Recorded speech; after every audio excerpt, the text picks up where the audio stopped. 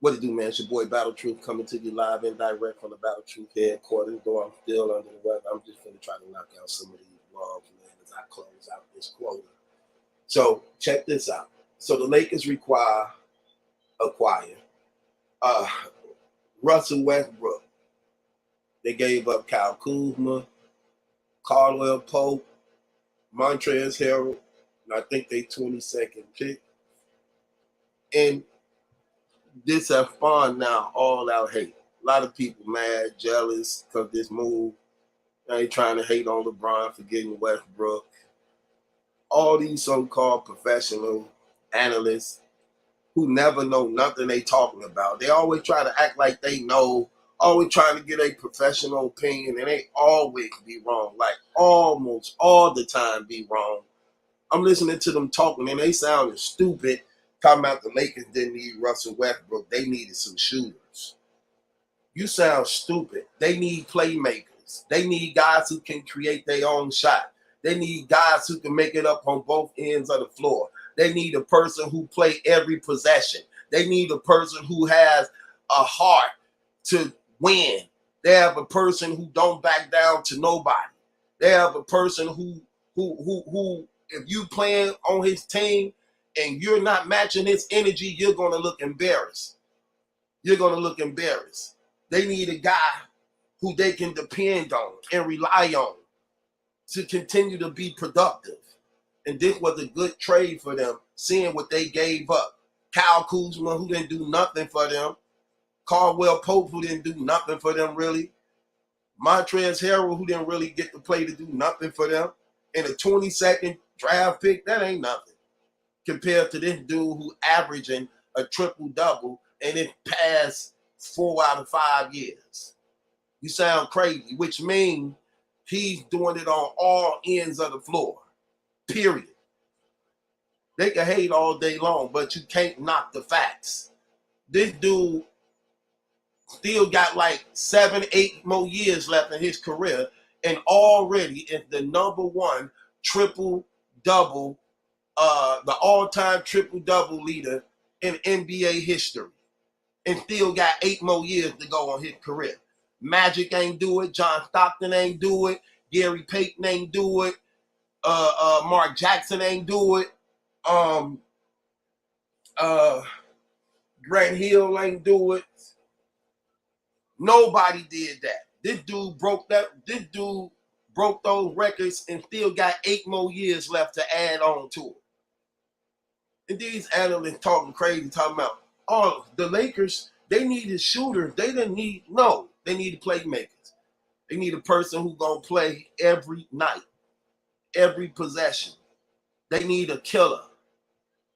They need a person who don't back down to nobody. They got exactly who they want.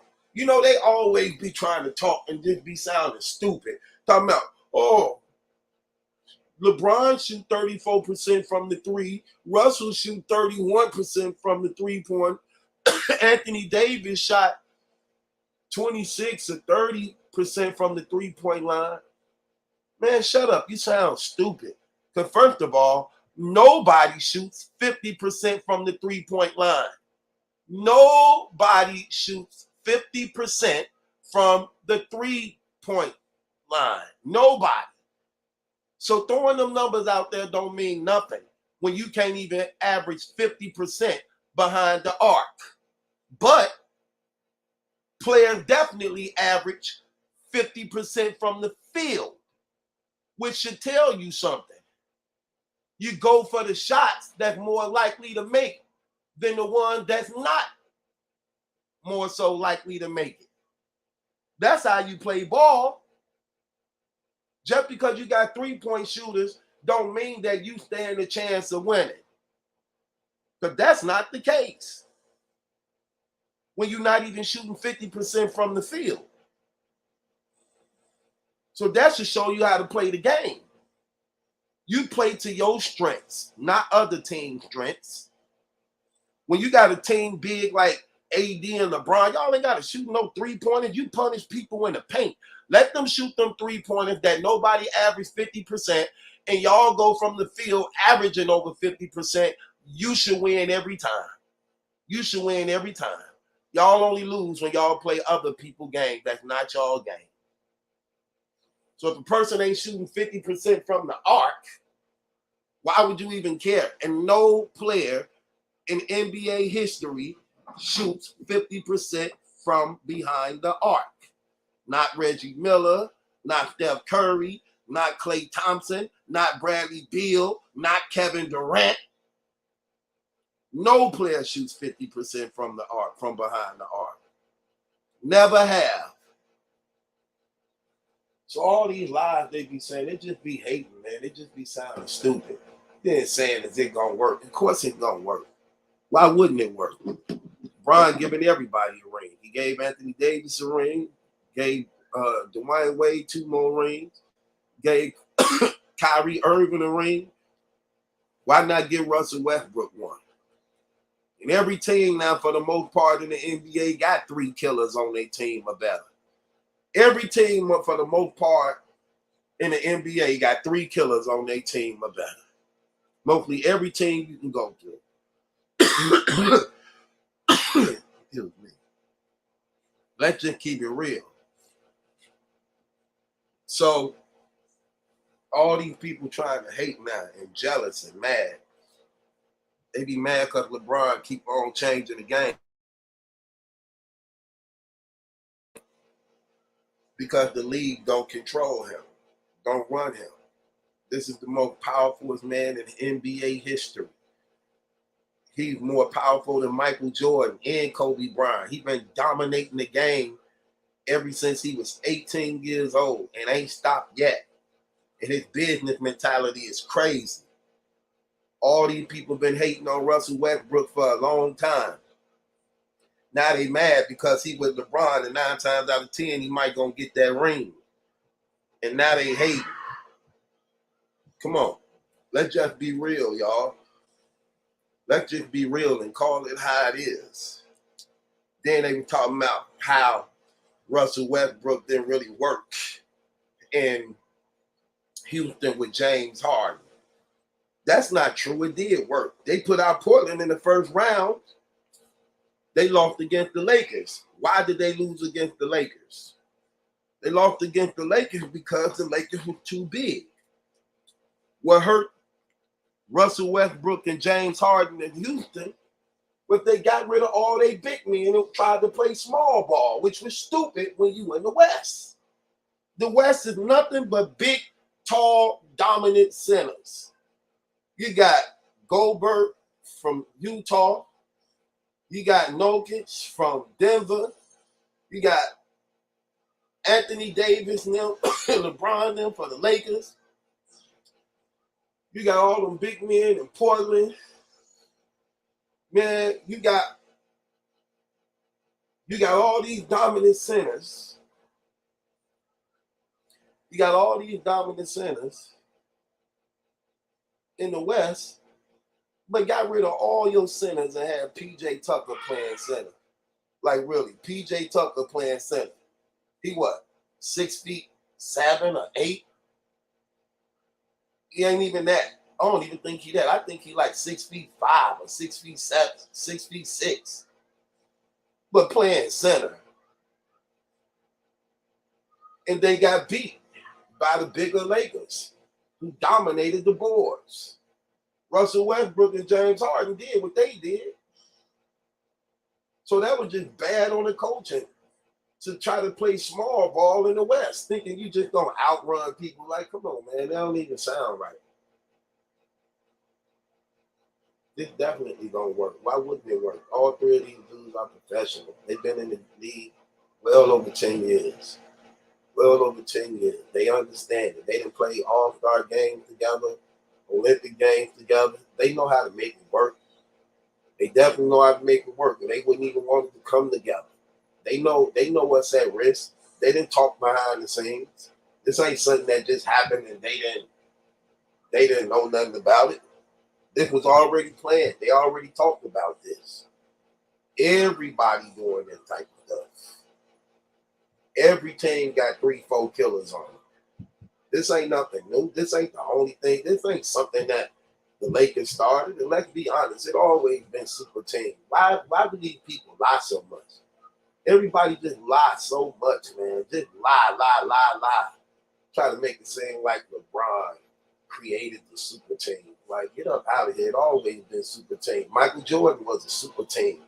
Their Bull team was a super team, man. You got Michael Jordan, Scottie Pippen, Dennis Rodman, 3 more 7-footers, and the best 3-point percentage shooters in the game at that time. Steve Kerr, B.J. Armstrong, Craig Hodges, John Paxson.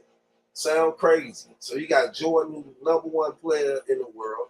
Scottie Pippen, the top 50 player of all time, who arguably at that time Jordan was playing, was clearly top 5 or 10. So they both on the same team with each other. Dennis Rodman, #1 rebounder in NBA history for the most part. 9-time rebound champion in a row. So, man, get out of here. With the best overseas player probably at that time, the Tony Kukoc, not including Ron Harper, who was one of the crazy 6-man and killers in the game too. So, man, they was loaded, man. They was stacked, man. NBA always has super teams. Stop it. Then when they try to talk about when LeBron went to Miami, man, get out of here. They be fabricating all these lies. They don't talk about why they ended up teaming up together. They had to compete against Boston, and they matched up with Boston. That's why they came together, Bosh and Bron and Wade, so that they could match up against Boston. The big 3 in Boston, which was more than the big 3, because they didn't even add in Rajon Rondo, who actually was the nucleus of that whole team, not including the supporting cast they had around them.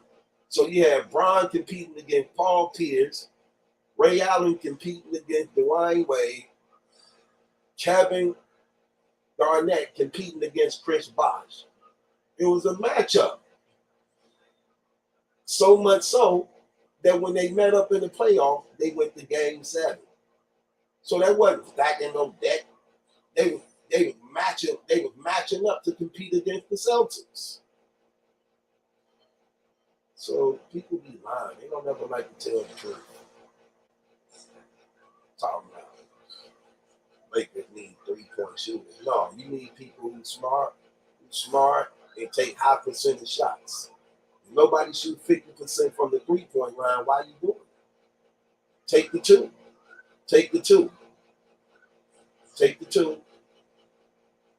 Take high percentage shots. You're going to make more than you miss. Come on, man. Most of the game is mental. It's definitely going to work, but they going to make it work. They professional. And Westbrook hungry for a title.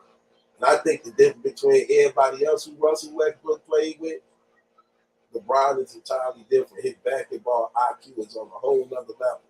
Plus, he just one of them brothers, man, who actually can get the best out of anybody. And he respected to the point that people know how to follow suit. You know what I'm saying? And when you got the majority of the team rocking with him, Westbrook ain't finna go against that because you with the person that's already been proven to be a champion. So they're always trying to hate on that dude, man. You know what I'm saying? But shouts out to him, man. I can't wait to start seeing these games, man. That Lakers ticket gonna be crazy. They gonna be out of plenty TV. Then they talking about they did that to compete in Brooklyn. No, they didn't. They was gonna do that anyway. It didn't matter. They were gonna do that anyway because that's what this new era is.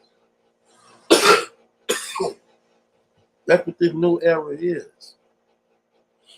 All super teams.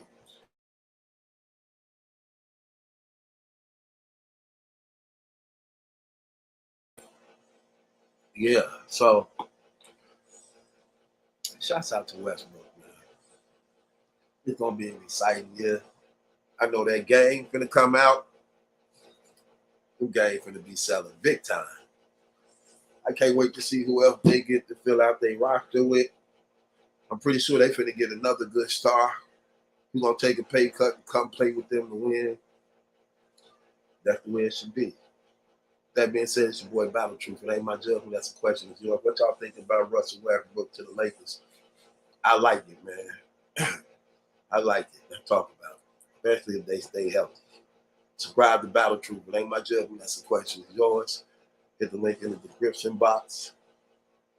Trust in the Lord Jesus Christ and everything go well with you in your life.